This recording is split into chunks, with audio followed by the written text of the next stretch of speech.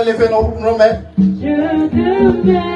De la même manière que Moïse éleva les serpents. Et tous ceux qui regardaient les serpents, ils avaient la vie sauvée. Père, nous élevons nos mains au grand Dieu. Nous élevons nos mains au grand Dieu. Pour que tu nous visites dans ce lieu. Car ces jours-là, vous avez dit l'Éternel est ma bannière. Parce que tu avais donné la victoire. Seigneur, de la même façon que nous élevons nos mains, Seigneur, laisse que nous ayons la victoire devant nos ennemis. Laisse que la victoire prenne place dans cette salle. Laisse la victoire prenne place dans cette salle, oh grand Dieu. Nous avons besoin de toi, char d'Israël. Visite-moi ici, ici, ici. Visite-moi ici. Visite-moi ici, ici. Visitez les enfants de Dieu. Oh, nous avons besoin de toi. Moi je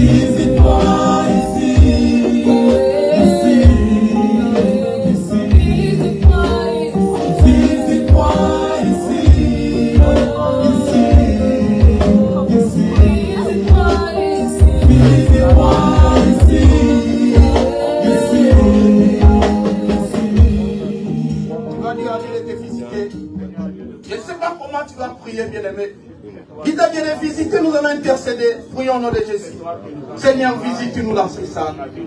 Seigneur, nous avons besoin de toi, au grand Dieu. Nous avons besoin de toi, Seigneur, ô Jésus-Christ. Manifeste-toi, grand Dieu. Manifeste-toi, char d'Israël. Il n'y a que toi, Seigneur, que nous avons besoin ce matin. Il n'y a que toi, le Yoshua Amashia. La Bible nous dit que dans ton trône, oh, il y a 24 vieillards et 4 anciens qui disent le jour, Saint, Saint, Saint, l'Éternel Dieu, qui était et qui sera pour des siècles et des siècles. La louange, la gloire te soit rendue. Reçois la gloire, reçois l'honneur, la louange, la gloire te soit rendue des siècles et des siècles. Au nom puissant de Jésus, que nous avons ainsi prié.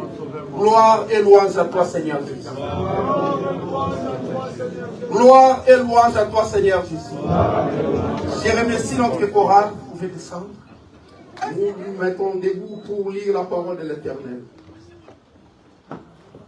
Nous allons lire dans Luc 23, verset 34. Jésus dit, Père, pardonne-leur car ils ne savent pas ce qu'ils font. C'est la parole de l'Éternel. Bien-aimés, nous sommes au marathon parce que nous entrons au mois d'avril. Et le mois d'avril, c'est le mois qui est consacré pour la résurrection de Jésus-Christ. Alléluia.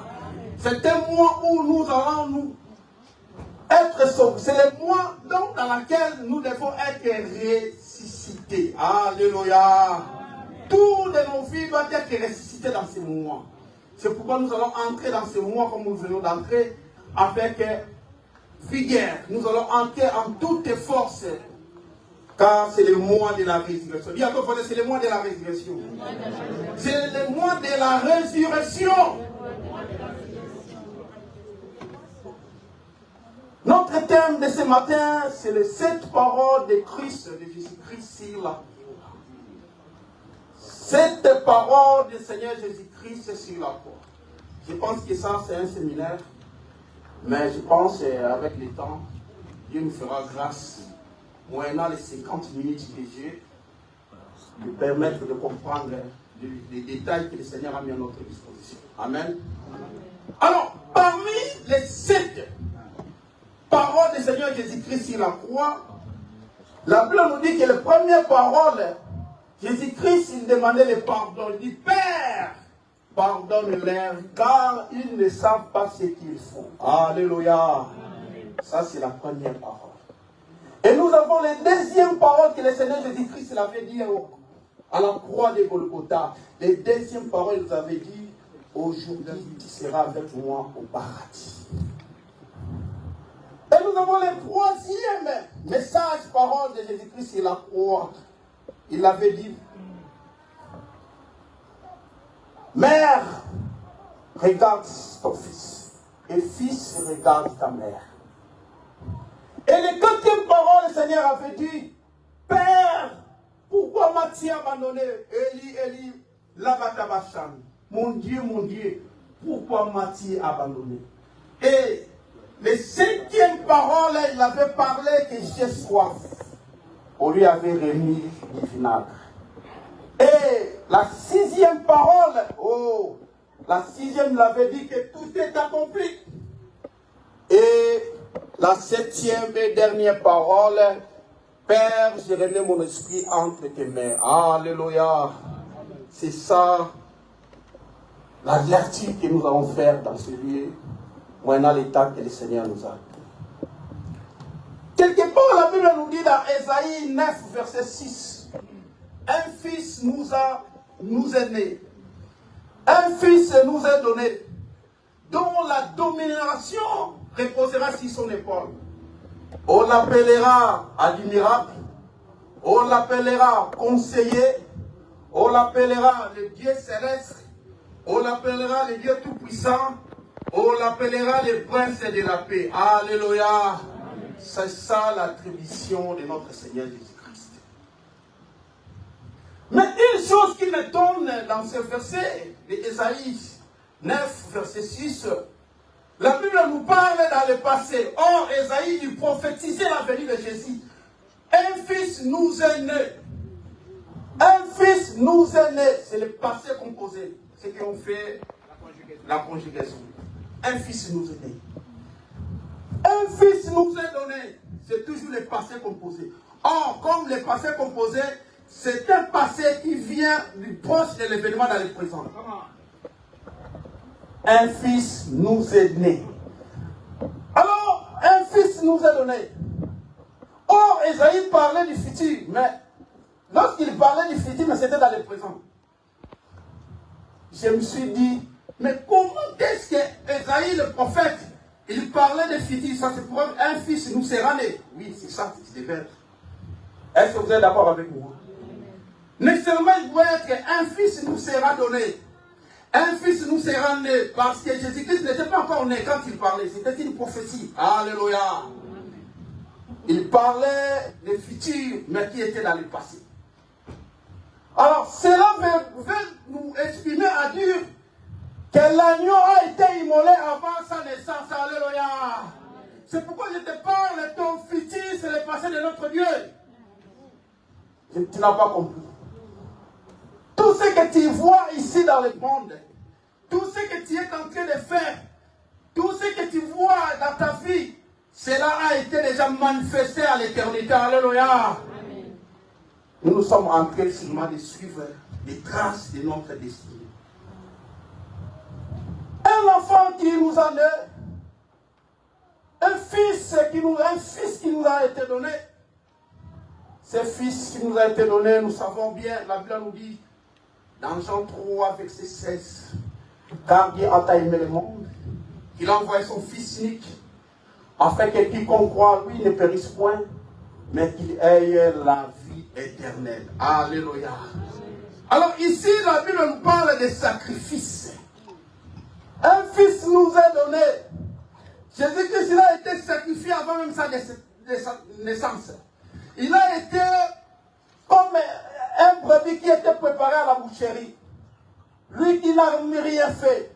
Mais il a été préparé à la boucherie pour qu'il soit tué afin que nous aurons la vie. Voilà la mission salvatrice du Seigneur Jésus-Christ là. Alors comme nous le savons, tous les parents, lorsqu'il veut s'en aller quelque part, il met de l'ordre. Il essaie de mettre des choses à sa place. Ici aussi, la Bible nous parle de cette parole du Seigneur Jésus-Christ là. Il avait voulu nous enseigner une prophétie dans laquelle que nous devons y suivre. Ce sont des marches à suivre pour que nous ayons la vie éternelle. Alléluia. C'est pourquoi à la croix, il nous avait parlé de ces 7 paroles. Les 7 paroles que nous voulons, que nous allons essayer de décortiquer dans ce lieu, afin que nous le mettons dans notre cœur comme un testament. Dis à ton voisin, comme un testament. Mais dans le testament, on essaie de mettre la part des héritages de chacun de nous. Alors, de la même façon aussi, le Seigneur Jésus-Christ, il est en train de nous donner des testaments dans lesquels que nous devons suivre. C'est un marche à suivre pour que nous ayons la vie éternelle. C'est pourquoi nous allons commencer à décortiquer la première parole de Jésus. La Bible nous parle d'exercer les pardons. Dis à ton voisin d'exercer les pardons. Père, pardonne-leur car ils ne savent pas ce qu'ils font. Bien-aimés, ces gens, ils ont crucifié notre Dieu. On avait pris des clous sur la main, des clous sur les pieds. Il a été poignardé au dos, partout. Des sangs coulés, bien-aimés. Après tous ces amertumes, comme la Bible nous dit, dans Ésaïe 53, verset 4, par ces amertumes que nous sommes sauvés. Alléluia. Il a été percé, bien-aimé. Il a été glorifié. Quelle douleur, quelle peine, bien-aimé.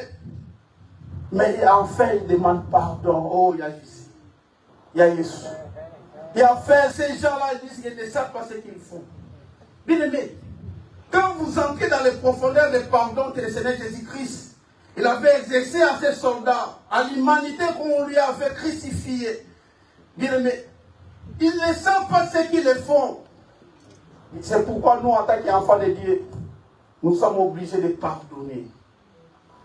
Parce que le Seigneur, bien que ces gens, ils ont percé, ces gens, ils ont cloué, ces gens, ils ont mis la couronne d'épines, mais ils avaient exercé toujours le pardon. Est-ce que toi aussi tu exerces le pardon? C'est ça une question qu'ils sont en train de poser. Le pardon. Et combien de fois devons-nous pardonner? Oh, 70 fois 7. Cela veut dire que nous devons pardonner à l'infini. Jésus-Christ a exercé le pardon, bien-aimé. Parmi ce message à la croix, même s'il était à l'agonie, bien qu'il était à l'agonie, malgré ses douleurs, mais ils avaient exercé le pardon. Père, pardonne-les, car ils ne savent pas ce qu'ils font. Alors qu'est-ce que nous sommes en train de dire, nous, les mondains, comme disent les pasteurs? Nous disons non, ils savent. Non, il ne va pas les pardonner. Mais lui, il sait même celle-là, c'est ma femme. Mais elle a prié, elle a fait tout ce qu'elle veut avec ma femme. Non, non, non, non. Cet homme, je ne devais pas la pardonner. Non, je ne devais pas le pardonner. Parce que ce qu'il a fait, il a blasphémé contre moi. À combien plus forte raison nous disons ça? Vraiment, il a entré dans les ceintures où on ne peut pas entrer. Il a touché à mon enfant. Moi, on ne touche pas à mes enfants. Moi, on ne touche pas à mes enfants. Mais comment je peux faire ça? Comment je peux les pardonner? Je voulais vous dire une histoire. Il y avait une maman qui a perdu son fils. Il était le seul fils unique. Lorsque son fils a été tué par des balles, par moyen des bandits, parce qu'ils avaient eu, si ce n'est pas moi, des comptes à rendre. Et cet homme, lorsqu'on était au tribunal, la maman pleurait son fils unique. Il disait non, c'était mon fils unique. Alors les juges lui avaient demandé, qu'est-ce que vous voulez qu'on fasse le jour du jugement? Pour cet homme qui a pris la vie de ton fils. Tout le monde savait qu'il aurait dit que non, vous devez le condamner à mort. C'est que pensait tout le monde qui était dans l'auditoire. Mais la maman là, elle a dit que non, ce que je demande pour cet homme, vous le pardonnez. Alléluia. C'est de cette manière que le Seigneur veut que nous pardonnons, bien-aimés. Malgré toutes ces douleurs, malgré qu'il voit l'enfant, malgré son enfant n'est plus, en plaira. Mais il faut toute cette citation. Pour ne pas être esclave de cette citation, il faut qu'il pardonne. Alléluia. Parce que le pardon, c'est une puissance qui libère. La Bible nous dit que nous devons pardonner par amour. Pourquoi le Seigneur Jésus-Christ il avait exercé le pardon? Parce qu'il avait l'amour avec l'humanité. Parce que c'était sa mission salvatrice. La Bible nous dit dans Colossiens 3, verset 13. Supportez-vous les uns les autres. Si l'un a un sujet à se plaindre de l'autre, pardonnez-vous réciproquement, de même que Christ vous a pardonné. Pardonnez-vous aussi. Alléluia. Bien-aimés, nous sommes obligés à pardonner. Pardonnez-nous comme nous pardonnons aussi à ceux qui nous ont offensés. Bien-aimés, comment tu dis que non, moi je ne les pardonne? Non, pour cette situation je ne les pardonne pas. Il a fait ça avec conscience. Non, la Bible nous dit de pardonner. Alléluia.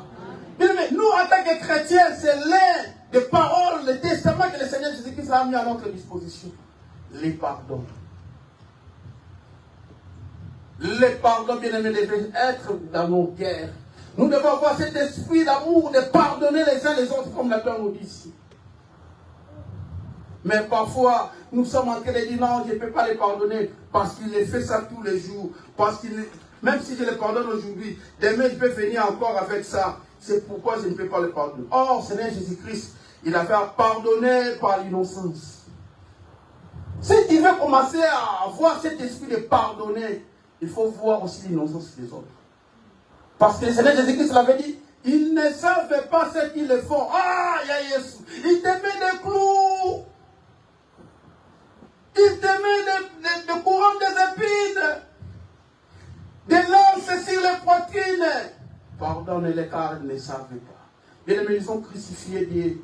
Mais Dieu savait que s'ils savaient que c'est Dieu, s'ils savaient que le Messie qu'ils attendaient, on n'allait pas le faire. Bien aimés, parce qu'ils ne savaient pas par l'ignorance. Parfois, il y a des gens qui te fassent des mal et c'est par l'ignorance, bien aimé. Parce qu'ils sont ignorants de ce qu'ils sont en train de faire. Et vous tu m'attends, comme disent les Angolans. Et vous tu m'attends. Bien aimé. Toi tu veux te tuer. Bien aimé. Les gens passent, ils prennent l'arme, ils tuent. Ils vont faire votre comme léger, bien aimé. Par ignorance. Ils ne savent pas ce qu'ils font. Nous devons pardonner. Pourquoi nous devons pardonner? Parce que nous aussi, nous sommes des offensés. Qui n'a jamais offensé ici comme nous sommes ici? Montre-moi le doigt. Je voulais savoir. Non, ça commence à être compliqué. Qui n'a jamais offensé? Nous tous, nous sommes des offensés. C'est pourquoi nous devons aussi pardonner les uns les autres. Mais il y a une chose, nous attendons seulement la personne vient s'agenouiller. Toi, comme tu es toujours là orgueilleux, tu veux que quand quelqu'un commet le mal, il vient devant toi pour s'agenouiller. Pardonnez-moi pour cette situation que j'ai faite. Pardonnez-moi. Toi, tu es un salonnaire. Oh, Dieu n'aime pas les idolâtres. Alléluia. Toi, tu veux que les gens viennent pas t'adorer. Non, tu me mets à genoux. C'est ce qui Dieu ne veut pas. Mais nous sommes obligés de pardonner, même si la personne qui les a touchés, il ne prend pas compte de cela. Mais nous, en tant qu'enfants de Dieu, nous devons les pardonner en anticipant. Alléluia. Nous allons lire ça. Genèse 45. Ok, Genèse 45.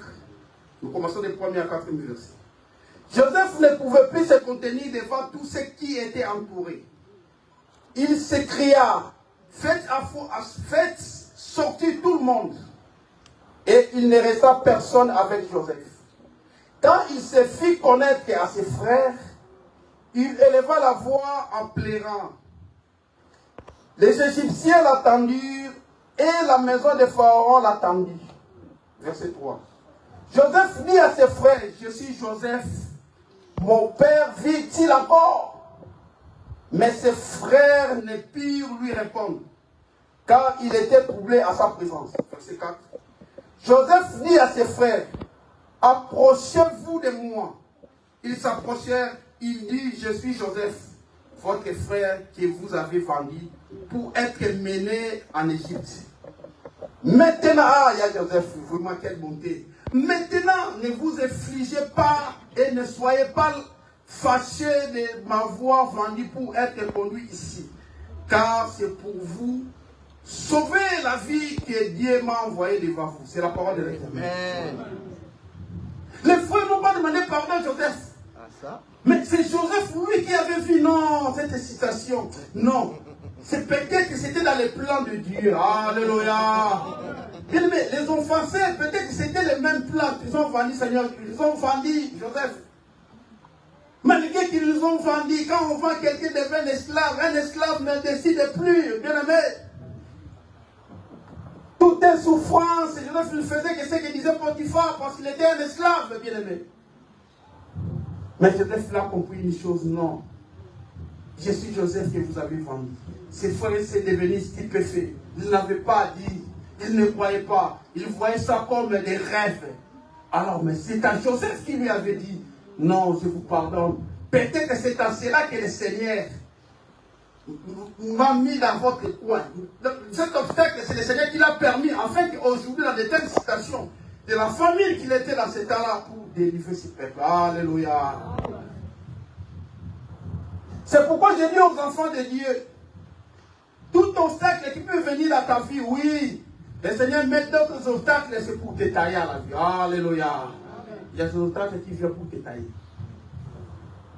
S'il n'y a pas des ennemis, il n'y a pas aussi des élévations. Si on n'avait pas vendu Joseph, frère Joseph aussi n'allait pas être que le gouverneur de l'Égypte. Bien aimé, c'est pourquoi les jours-là, quand il sera premier ministre, ces jours-là, quand il sera au top, au créneau, ces jours-là, tu diras à tes ennemis de venir, tu vas commencer à les donner des bonus. Tu feras une fête. Invite tous tes ennemis. Commence à les donner des cadeaux grâce à vous. Grâce à ce que vous me faisiez. Grâce à ce que vous me faisiez, que je suis devenu aujourd'hui au top. Alléluia. Mais ne tue pas tes ennemis pour le temps. Laissez-les vivre au moment de ton élévation pour qu'ils vont voir ce que l'Éternel a fait à ta place. Amen. Pénina la mortifiait toujours, oui. C'est grâce à Pénina comme il mortifiait toujours Anne. C'est pourquoi Anne est allée dire au Seigneur, tu ne vois pas. Pénina chaque jour me dit, toi qui n'as pas des enfants, toi qui n'as plus rien, toi qui ne peux rien faire, tu es venu seulement visiter au monde. Pénina pleurait et Anne pleurait tous les jours. Jusqu'à ce que les sacrificateurs ont dit non, non, non, ça c'est pas possible. Es-tu ivre ou pas? Parce qu'il parlait mais la parole ne sortait pas parce qu'il était vraiment dans le profondément de la parole. Bien aimé, c'est à cela que le Seigneur a fait des miracles. Dans la vie chrétienne, il y aura toujours des obstacles.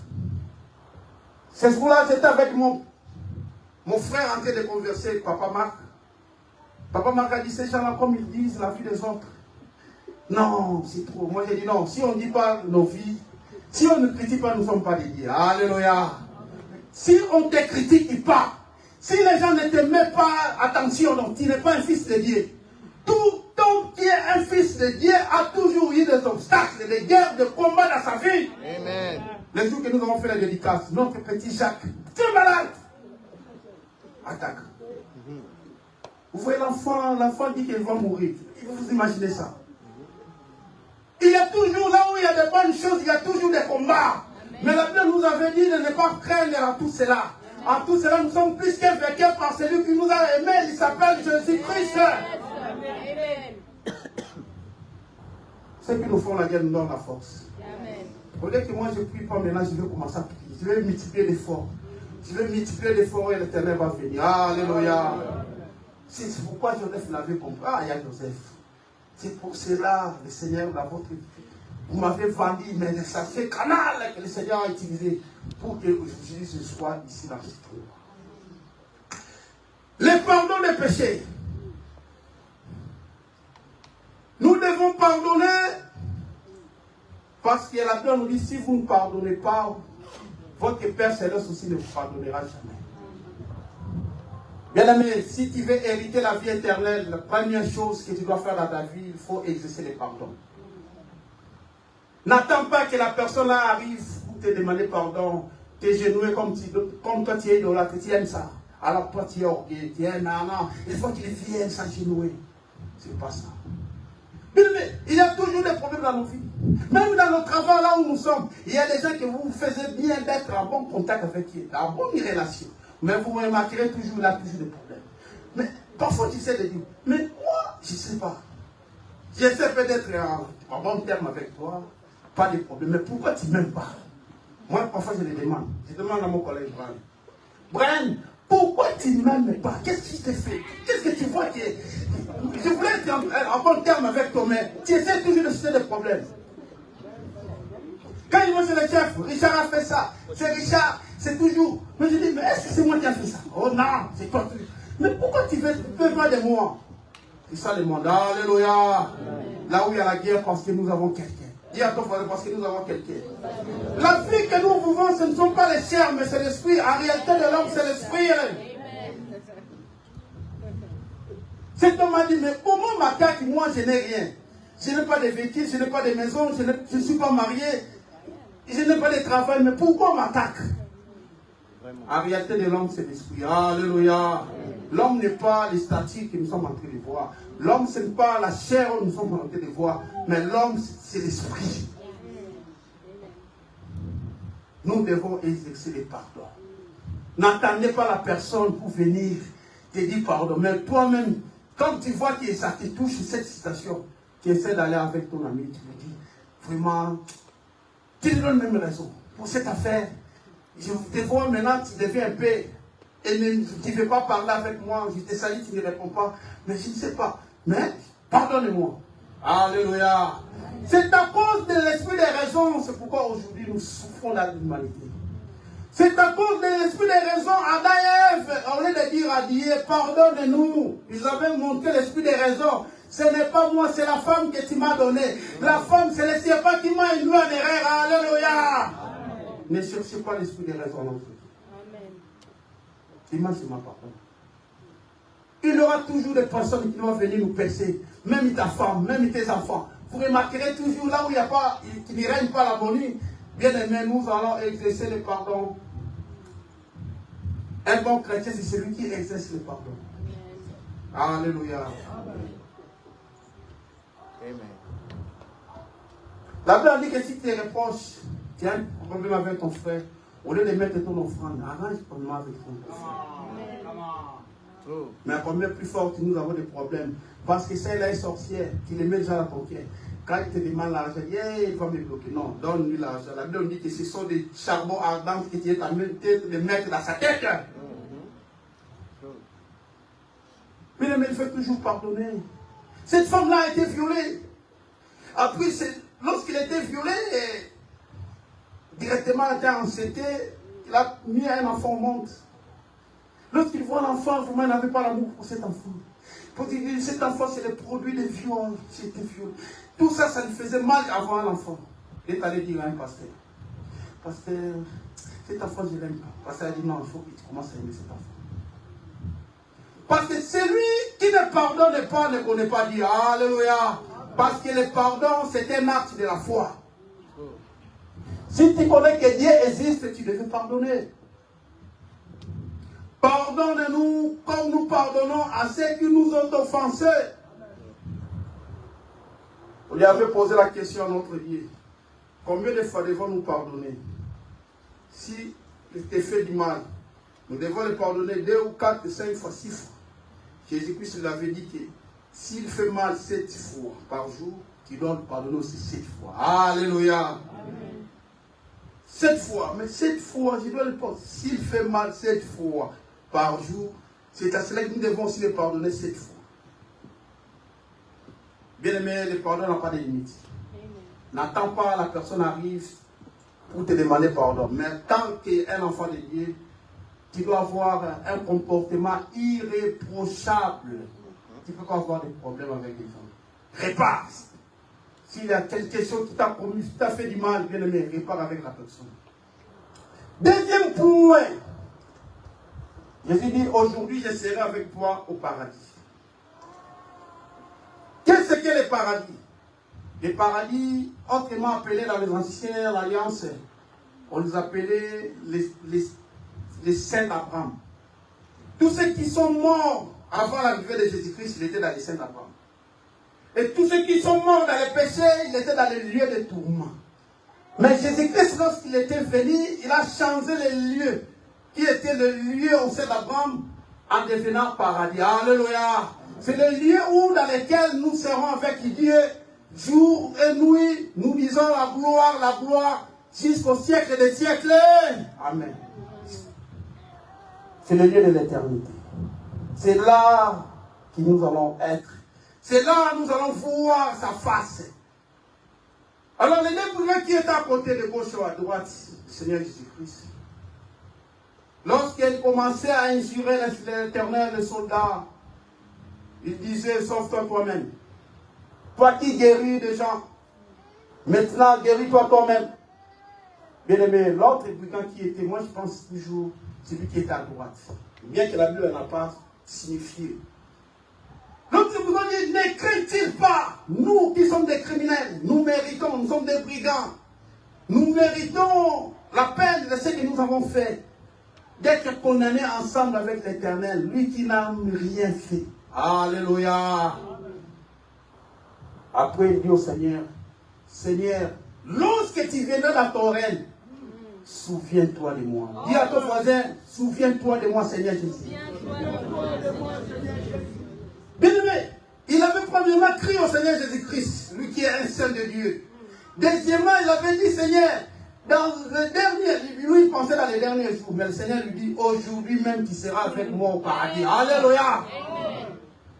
Bien aimé, ne cherchez pas à tout perdre. Comme je ne suis pas marié, comme je n'ai pas tout ce que je cherche maintenant, on ne me le dit pas. Oui, même si tu n'as pas ce que tu cherches maintenant, même si maintenant tu es en train de pleurer, mais je veux te garantir qu'il y a un paradis. Bien aimé, ne te fais pas piétiner par des choses de ce monde. Peut-être que tu vois que ça traîne. Non, je vais rentrer dans les roches. Non, je vais faire ceci, cela. Je vais utiliser seulement ça. Je vais me jeter parce qu'il n'y a pas moyen. Bien aimé, je t'assure qu'il y a un paradis à hériter. Parce que cet endroit, c'est l'endroit là où nous serons avec notre vie. Alléluia. C'est pour dire, ce jour-là, je serai dans la joie. Dans la joie. Ce jour-là, c'est le jour de la joie. Peut-être que tu vois des problèmes, dis non, moi j'ai fini seulement avec, comme Dieu m'avait dit, ah, il maudit le jour de sa naissance. Bien aimé, ne maudissez pas le jour de ta naissance, car il y a un paradis, bien aimé. Ne s'y focus pas, bien aimé, car il y a un paradis à hériter. Quand tu vois, quand tu dors pas bien, tu vois, ah, mais je n'ai pas vraiment dormi. Pourquoi? Parce que le problème s'y passe. Bien aimé, il y a un paradis à hériter. Non, parce que la prophétie ne m'a pas donné encore du papier. Je suis toujours dans cette situation. Il y a un paradis à hériter. Amen. Non, parce que là, je suis déjà en monopause. Je ne sais pas. Mais je te dis, oh bien aimé, Sarah, à 90 ans, elle avait un enfant. Bien aimé, ne te sous-estime pas. Bien aimé, il faut avoir une vision d'aigle. Il faut voir des lois. À chaque jour, c'est sa peine. Aujourd'hui, tu seras avec moi au paradis. Bien aimé, ce brigand-là, il avait eu la grâce. Bien aimé, nous avons toujours eu la grâce parce que lui, il est venu prendre tout ce qui était. Il n'est pas venu prendre tout ce qui était honnête. Mais il est venu pour les brigands. Mais peut-être tu te dis que non, moi, avec ces problèmes, parce que j'ai apporté beaucoup. Non, ne te culpabilise pas, bien aimé. Il est venu pour tous ces petits gens qui ont eu des problèmes. C'est pourquoi nous, en tant qu'un enfant de Dieu, nous avons cette grâce. C'est pourquoi il avait dit à ces brigands, aujourd'hui tu seras avec moi au paradis. Alors je pense que les anges qui sont des maçons, à ce jour-là au paradis, ils ont construit des chambres rapidement pour cet homme.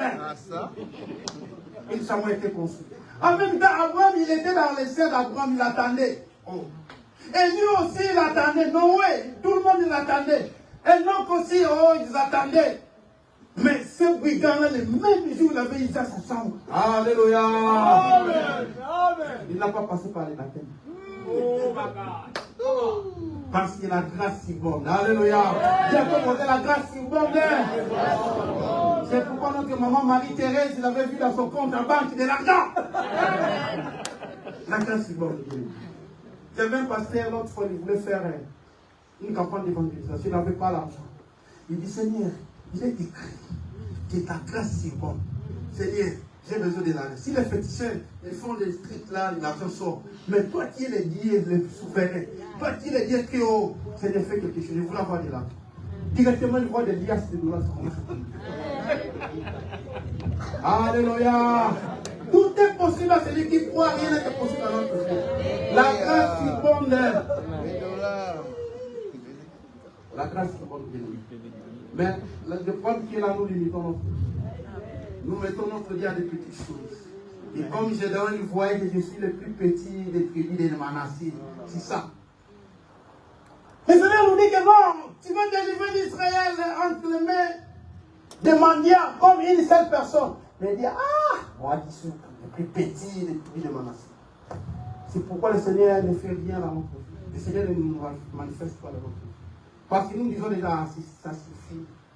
C'est moi dans ces draps où je suis. Non. Le Seigneur veut que tu ailles de l'avant. Alléluia. La grâce est bonne. Un brigand, un voleur. Mais comme il avait reconnu notre Dieu, comme il avait dit, Seigneur, souviens-toi de moi, il avait eu la vie sauvée.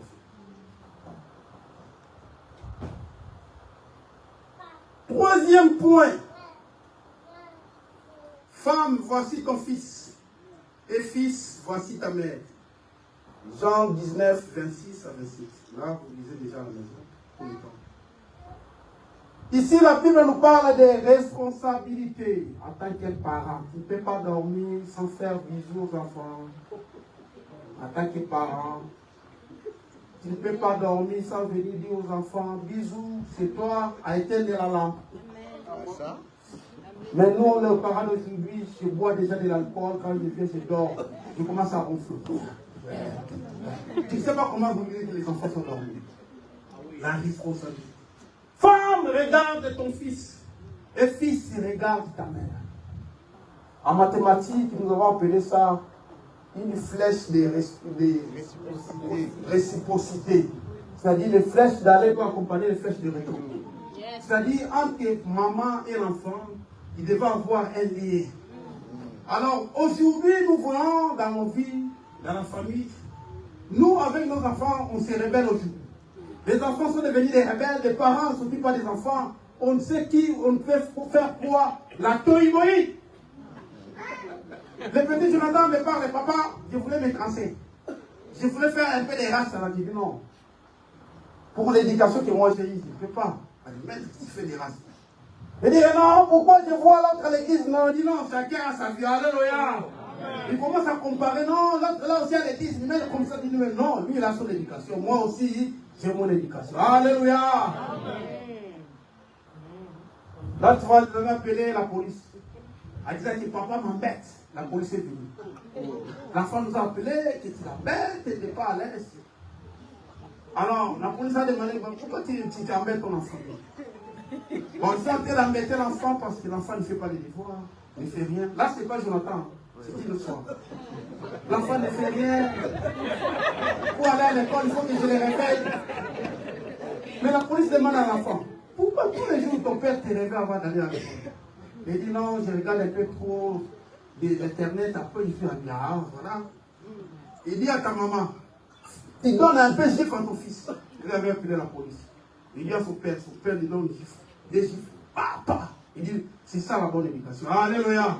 Toi, il ne faut pas voir les éternels pendant le jour de l'école. Mais tu as le droit à voir l'éternel pendant le jour de week-end. Ils ont essayé un peu d'éduquer l'enfant. C'est pourquoi la Bible dit un peu de fouet. Ce n'est pas pour tuer nos enfants, mais pour les corriger dans les rêves mortels. Mais aujourd'hui, toi, tu commences à avoir peur. Tu ne peux pas les gifler parce qu'on va les placer. Bien aimé, un peu de gifler. Tu peux mettre ton enfant dans les rangs. Alléluia. Père, regarde. Mère, regarde ton fils. Et fils, regarde ta mère. La Bible nous dit dans les fêtes des Canaan, Jean 2. Il y avait plus du vin. Comme la fête était mouvementée, à un certain moment, Jésus-Christ aussi était venu dans cette fête-là. On lui a invité. Comme le pasteur nous dit, la vie de l'église, la vie des enfants de l'église, c'est toujours la fête. Alors Jésus-Christ, en tant qu'humain, lui aussi devait aller dans la fête. Mais comme lui, c'est le DJ par excellence, c'est lui qui va mouvementer la fête. Bon, il a fait que la fête, qu'il y ait plus de vin, tout le monde est devenu inclus dans la fête. Le vin est fini dans la fête, tout le monde est inclus. Or, le DJ Jésus-Christ, il était bien dans son côté-là. Oh, Marie savait que non, il y a quelqu'un ici, mon fils, il doit faire quelque chose. Parce que moi, je n'ai pas couché avec un homme, mais moyennant le Saint-Esprit, j'ai conçu cet enfant. Cet enfant va faire quelque chose. Il est allé dire, il n'y a plus de vin. Oh là, Jésus lui répondit, femme, qu'y a-t-il entre moi et toi? Alléluia. Mais qu'y a-t-il entre moi et toi? Il l'appelle premièrement femme. Mais comme la Bible dit que Jésus-Christ, il était obéissant à sa maman, Marie aussi lui avait pas répondu directement. Mais il chuchotait comme un âne, il parlait dans son cœur. Qu'y a-t-il entre moi et toi? Moi j'étais une vierge. Toi, tu es venu, le Saint-Esprit en toi. Et tu es venu dans mon sein. Ça n'était pas aussi mon air. Mais toi, tu es venu entrer dans mon ventre. Mais maintenant, moi, je te dis de faire quelque chose pour qu'il y ait du vin. Tu me dis que non, qu'y a-t-il entre moi et toi? Comme il parlait dans son cœur, Jésus-Christ dit, cette femme ici. Après avoir parlé, il dit encore à ses servantes, va vers lui, il fera quelque chose. Alléluia. C'est la même façon que nous faisons la demande à notre Dieu. Même si notre Dieu dit qu'il n'y a pas, mais toi, il faut toujours insister. Alléluia. Jusqu'à ce que Jésus-Christ l'avait dit de venir avec les vases. Ils ont rempli et c'était du verre. Et la fête était joyeuse. C'est la parole de l'Éternel. Jésus-Christ était obéissant à sa mère. Voilà comment il a essayé de glorifier sa mère dans cette fête. Bien que ça n'était pas son temps. Bien aimé, nous aussi, nous devons respecter à nos mamans. Nous devons faire ce que les mamans font de nous. Parce que la Bible nous dit que malheur au pays où les rois, c'est un enfant. Malheur au pays où les rois, c'est un enfant. Et malheur à ce pays-là où les princes mangent le matin. Ecclésiaste 10, verset 16. Un parent, c'est un responsable. Un parent, c'est un visionnaire. Un parent, c'est quelqu'un qui voit de loin. Les projets de 2030, on les commence à les faire à 2025. Amen. Il peut anticiper 5 ans de plus. Mais comment toi, tu es un parent, tu n'anticipes pas? Un parent qui n'a pas de responsabilité. C'est pourquoi la Bible dit que malheur à toi qui es un roi, dans lequel tu es un enfant. Parce qu'un enfant, comme il est mineur, il n'est pas de son maître. Il a des limites. Mais toi, comme tu es un fils, c'est celui qui a l'intelligence. C'est celui-là qui peut projeter. Alors la Bible nous dit de projeter, de programmer des choses, bien aimées. C'est pourquoi Jésus-Christ l'avait dit. Mère, regarde ton fils. Et fils, regarde ta mère. Et cette responsabilité, nous devons le faire tous les jours dans notre vie. Alléluia. Amen. La Bible nous dit là, Ecclésiaste. La Bible nous dit là, Ephésiens 6, verset 2. Fils, honore ton père et ta pour que tu vives longtemps sur la terre. Est-ce que tu honores ton père? Est-ce que tu honores ta mère? Bien-aimé, voilà les devoirs domestiques. Et le Seigneur Jésus-Christ nous donne cette responsabilité à la famille. Au poids de Golgotha, il nous avait donné cette responsabilité. Si ton fils ne marche pas bien, dis-lui que tu ne marches pas bien. Si ton fils est un voleur, tu dois le livrer à la police pour qu'on le corrige. Alléluia. Il y a des fois, la correction nous corrige. La conséquence des choses que nous sommes en train de faire, suite à la correction, et cela peut nous corriger. La Bible nous dit que la femme, c'est quelqu'un qui garde, bien aimé. Nous aussi, nous devons garder. La femme, c'est l'Église. L'Église a la mission de corriger. L'Église a la mission de convaincre. L'Église a cette mission d'enseigner. C'est pourquoi nous sommes ici venus pour vous enseigner. Nous voulons que vous mangez des aliments qui ne sont pas solides. Mais nous voulons que vous mangez des aliments qui vous donnent la vie éternelle. C'est ça la parole de l'Éternel. La responsabilité de la famille, c'est ce que le Seigneur Jésus-Christ, sur la croix, nous avait dit d'avoir cette responsabilité. Nous allons lire encore les 4e paroles. Père, pourquoi m'as-tu abandonné? Matthieu 27, verset 46. Jésus-Christ avait porté le poids du péché du monde. Son père l'a abandonné, il s'est séparé de son père à cause du péché. Et il a pris nos infirmités. Lui qui est saint, mourit pour nous. Lui qui est saint, mourit pour les injustes. Il nous a rachetés par son sang, par la rédemption du Seigneur Jésus-Christ sur la croix. Bien-aimé, c'est pourquoi il a pris tous nos péchés. Peut-être il dira non, il n'a pas pris mon péché. Bien-aimé, tu as de la nature anamique. La nature anamique, parce que l'homme a été séduit par les serpents. Il a mangé les fruits de connaissance des biens et des mal. En mangeant les fruits, l'humanité a été corrompue. Nous étions des esclaves de Satan. Mais c'est Jésus-Christ qui a pris ce coupe afin que nous soyons sauvés et libérés de lui. Voilà pourquoi il était séparé de son Père pour que toi aujourd'hui tu sois en bonne vie. Il était séparé de son Père pour qu'aujourd'hui tu n'aies pas les cancers. Alléluia. C'est pourquoi quand tu es malade, tu dis non Seigneur, mais toi tu as pris toutes nos infirmités. Mais pourquoi moi qui suis malade? Pourquoi ça ne me laisse pas? Cette maladie a les doigts de te laisser. Parce qu'il y a quelqu'un qui est mort pour toi. Quelqu'un qui a pris tous ses péchés. Quelqu'un qui était un saint. Lui saint mourit pour les injustes. Il a pris toutes nos infirmités. C'est pourquoi la Bible nous dit dans Isaïe 53, verset 4, c'est par ces amertumes que nous sommes sauvés. À cause de cela. Et nous allons encore, le 5e point, c'est dans Jean 19, verset 28. Jean 19, verset 28. Il a eu soif. Ici, la Bible nous dit, lorsqu'il avait eu soif, on lui présenta des vinaigres. Et quelque part dans la prophétie de la première dispensation, si nous lisons le psaume 69, verset 21, la Bible nous dit quelque chose. Ils ont mis des fiels dans sa nourriture. Et pour apaiser, il lui avait donné du vinaigre, bien aimé. Aujourd'hui, quand on te met du poison, tu es en bonne santé. Parce que le Seigneur a pris du fiel. Du fiel, entre guillemets, c'est le poison. On lui a présenté le poison sur la Golgotha. Pour qu'aujourd'hui, si tu prends du poison, tu ne meurs pas. Et l'accomplissement de la parole de Dieu dans Marc 16, verset 18. Lorsque vous vivez de sévrage mortel, vous ne mourrez point. Alléluia. C'est l'accomplissement de la parole. C'est pourquoi ces gens-là, ils ont vu apôtre Paul. Acte 28. Après avoir passé dans des tourments, dans des barques, les veilles des tempêtes, après avoir souffert avec toutes ces tempêtes, et les bateaux étaient au point de naufrage, jusqu'à ce qu'ils étaient dans l'île. Et dans cette île, comme il faisait froid, apôtre Paul a pris un peu de buisson, il a pris un peu de bois pour se réchauffer. La Bible nous dit que les vipères sont sorties dans ces bois-là.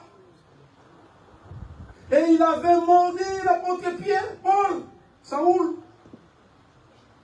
Et ces gens qui étaient des barbares, voyant sa mort, ils disaient, ah, les vipères, cet homme vraiment n'a pas de chance. Ils ont eu des naufrages. Ils ont parcouru des chemins qui étaient difficiles. Mais Dieu a fait grâce. Il s'est sauvé, survécu. Mais en se chauffant, la Bible nous dit que les vipères, les mordis dans son bras. Mais ce qu'il avait fait, il a pris ce vipère, il lui a jeté dans le feu. Alléluia. Bien, mais tout ce qui te dérange, tu devais le jeter dans le feu. Parce que ton Dieu est puissant. Il a jeté dans le feu. Il a jeté le vipère dans le feu. Et ces barbares qui voyaient sa mort, ils ont commencé à changer de langage. Dis à ton voisin, ils changeront de langage. Parce que Jésus-Christ a pris le vinaigre. Bien-aimé, les serpents qui vont te montrer que tu ne mourras pas de ce venin parce que Jésus-Christ, il a pris du vinaigre. C'est pourquoi il y avait un homme aux États-Unis d'Amérique. Et l'homme, il était innocent. On lui avait condamné à mort. Alors pour terminer sa peine, il devait passer à la salle. On devait le mettre, essayer de le terminer par lui donnant des piqûres mortelles. Avant ça, on appelle les pasteurs, les prêtres, tous ceux qui sont là, qui font la confession. On lui avait donné les piqûres, premier piqûre. Ah! Et parmi les piqûres là, c'est 4 minutes, tu les plus. Ceux qui sont plus forts, 4 minutes. Ceux qui sont robustes comme nous, 4 minutes, ils résistent 1 minute, 2, 3. Mais ceux qui ne sont pas forts, 1 minute, ils s'en vont déjà. Pas l'homme, vous voyez, 3 minutes, il est toujours. 4 minutes, il passait déjà, il est mort. On voit l'homme fait toujours, on m'a dit, non, ça c'est pas possible. 5 minutes, 6 minutes. 7 minutes, il dit non, ils ont stoppé. Ils ont vu encore les plis. Il dit non, cet homme, je pense qu'il, je sais pas, il a des anticorps un peu solides. On redouble encore les doses. On le met encore l'autre piqûre. Il dit non, ça, comme on l'a redoublé à 1 minute, il va partir. À 1 minute, il est toujours là. 2 minutes, 3 minutes, 4. Cet homme dit non, cet homme, c'est un extraterrestre. Dis à ton voisin, tu es extraterrestre. Nous, les enfants de Dieu, nous sommes des extraterrestres. C'est pourquoi la Bible nous dit, nous sommes dans le monde, mais nous ne sommes pas de ce monde. Amen. Juste ce que nous avons dit, non, ça c'est un cas différent. On a pris cet homme, on a essayé un peu d'éliminer encore les venants qu'on a mis dans son corps. On dit, mais non, cet homme, il était innocent. Alléluia. Parce que Jésus-Christ, il a pris du vinaigre. Yes. Moi, ça m'étonne, quelqu'un qui me dit non, c'est normal. Mon papa me dit non. Les cancers, c'est normal parce que nous mangeons des tomates. Oui, c'est normal. C'est ça, Richard. Tout il faut ça. C'est pas. Tomates, cigarettes, tout ce qui est aliment, ça donne ça. C'est normal. Ce n'est pas normal. C'est pas normal. Hein? Pour nous, les enfants de Dieu, nous n'avons pas de telles sortes de maladies. Amen. Parce que Jésus-Christ, il a pris du vinaigre. Nous ne devons pas être dans de telles sortes de maladies. Vaccin que le Seigneur Jésus-Christ nous a donné. Oh, c'est vaccin par excellence. 5e, 6e point. Tout est accompli. Jean 19, verset 30. Jésus-Christ, il a accompli sa mission sur la croix. Qu'est-ce qu'il n'a pas fait? Dans l'eau, il nous avait fait marcher dans l'eau, Pierre. Ils avaient marché sur le monde. Dans l'eau, il nous avait donné la nourriture de l'eau. Pierre a pris des poissons. Alléluia. Oh. Dans l'eau, ils avaient l'envie d'aller pêcher pour prendre de l'argent. Dans l'eau, il y avait aussi de l'argent. Donc, il nous avait donné la richesse des eaux. Nous venons à la terre. Oh, André, il est allé chercher quelqu'un qui avait des pains. Et 5 pains et des poissons. Ils avaient fait la miracle, les gens ont mangé. Alléluia. Jésus-Christ donne la provision. Jésus-Christ n'est pas au chômage. Il n'est pas au Pôle emploi. Mais qu'est-ce qu'il n'a pas encore fait? À la terre, ils nous ont donné à manger. Dans l'eau, il nous a donné des poissons. Qu'est-ce qu'ils n'ont pas? Il a tout fait. Tout est accompli. Il a pris nos infirmités. Les aveugles ont réussi la vie. Alléluia. Les paralytiques marchent. Qui est le Seigneur là? Lazare est ressuscité de mort. Élie, il a ressuscité une seule personne. Élisée, 2 personnes. Jésus, il a ressuscité 3 personnes. Lazare, la veuve de Naïd, le fils de veuve de Naïd, la fille de Jairus. Qu'est-ce qu'il n'a pas fait notre Dieu? Il a tout fait. C'est pourquoi il a dit, tout est accompli sur la croix. Alléluia. Voilà pourquoi je marche avec force. Quand le sorcier vient à la maison, j'ai dit, j'ai celui qui a tout accompli. J'ai celui qui a tout accompli. De ma vie, je ne serai jamais la queue, mais je serai la tête. Parce que Jésus a tout accompli.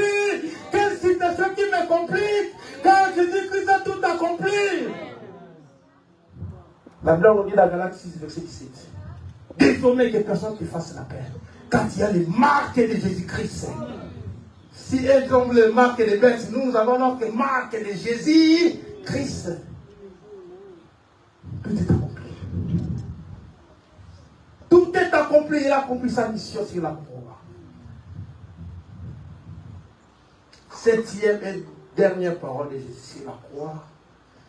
Père, je remets mon esprit entre tes mains. Luc 23, verset 46. Il s'est livré entièrement à Dieu. Il lui a remis son esprit. Bien-aimé, ton esprit est entre les mains de qui? Maintenant, je te pose la question. Parce que si tu es envoûté, ton esprit est entre les mains du diable. Je remets mon esprit entre tes mains. C'est pourquoi personne ne peut m'ensorceler parce que mon esprit est entre les mains de l'Éternel. Il a l'esprit faible. La Bible nous dit que Daniel, il avait l'esprit supérieur. Il était le chef de tous les astronautes qui étaient dans les maisons de Nabucodonosor. Tous les magiciens qui étaient dans la maison de Nabucodonosor, c'est lui qui était le chef. Donc Daniel était le chef des sorciers. Alléluia. Parce qu'il avait l'esprit supérieur. Mais pourquoi toi tu as peur des sorciers? Ils sont notre marchepied, les rosicruciens, les santistes, c'est tous ces gens-là, des francs-maçonneries. Ils sont notre marchepied. Alléluia. Amen. Car il est écrit, je ferai de tes ennemis tes marchepieds. C'est pourquoi moi je n'ai jamais eu peur de personne. Partout où je passe, je proclame le nom de Jésus-Christ. Partout où je suis, je vois que Jésus-Christ est la vie. Parfois on me dit qu'il ne te donne rien, tu n'as rien. Moi je dis, j'ai Jésus. Toi tu n'as rien, qu'est-ce que vous voulez que j'aille? Les Mercedes, les jets privés, moi c'est Jésus lui-même, il est dans moi. Alléluia. Parce qu'apôtre Paul disait, si moi je vis, ce n'est pas moi qui vis, mais c'est Jésus-Christ qui vit en moi. Qu'est-ce que vous voulez? Le matériel, c'est rien. C'est pourquoi la Bible vous dit, ne nous ramassez pas la richesse de ce monde où les bandits entrent. Parce qu'ici, les bandits peuvent entrer, ils peuvent te prendre de tout. Dans ton compte bancaire, l'État aussi peut prendre de tout. Mais là où il y a notre richesse, il y a notre terre. C'est là-haut. C'est là-haut. Là au paradis. Alléluia. J'ai remis mon esprit entre tes mains. Bien aimé, nous allons nous mettre debout pour prier.